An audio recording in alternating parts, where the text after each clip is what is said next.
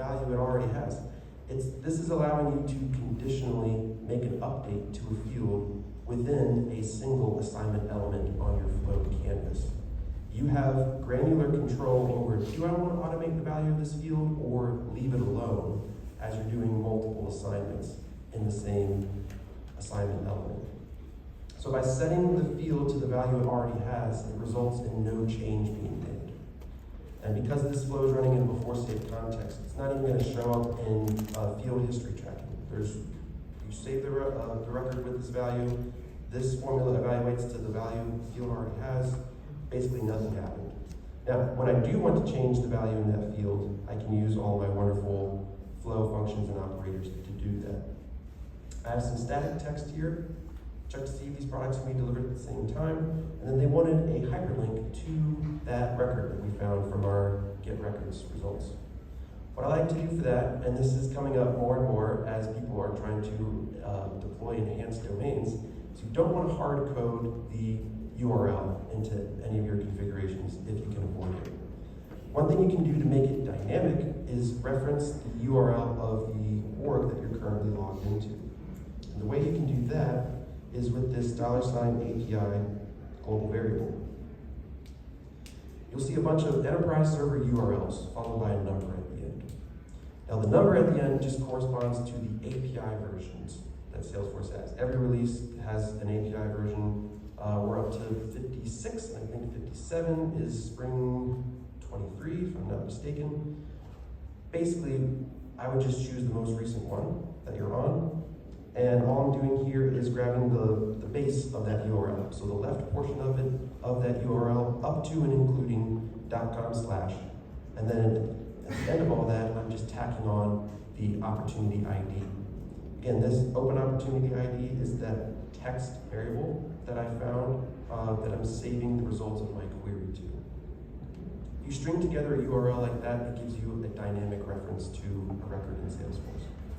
Now the criteria that I'm setting here, I want to point out I'm using that same need to check for open opportunity formula from before. So this is an example where you can reference that same Boolean logic in multiple places.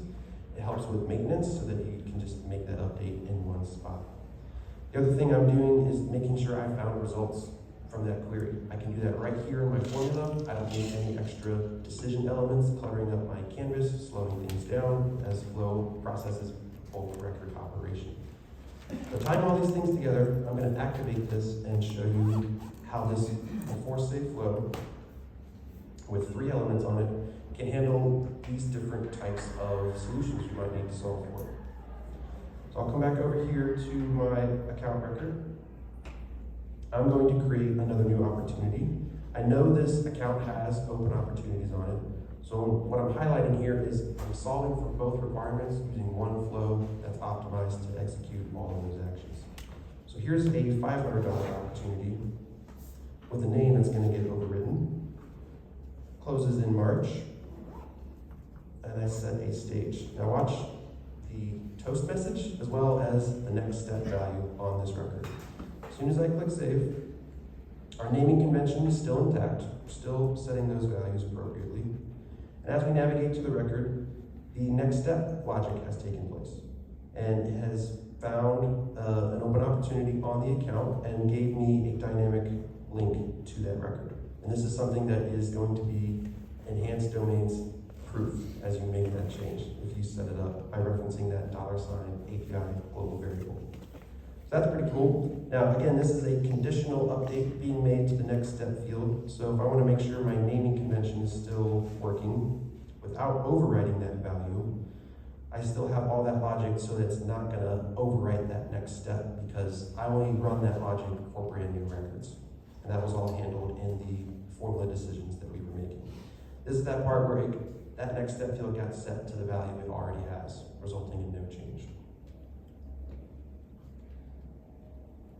So I want to recap for before save flows. This is about as complex as your canvas is going to be. This is a good slide to take a screenshot of or take a picture here in the room. We want to use entry conditions. You can use my ID is null trick to check for a new record if you want your flow to run for new records or when certain fields are updated. I want to protect expensive elements using a decision. And before save flows, the expensive element is that get records, SOAP query.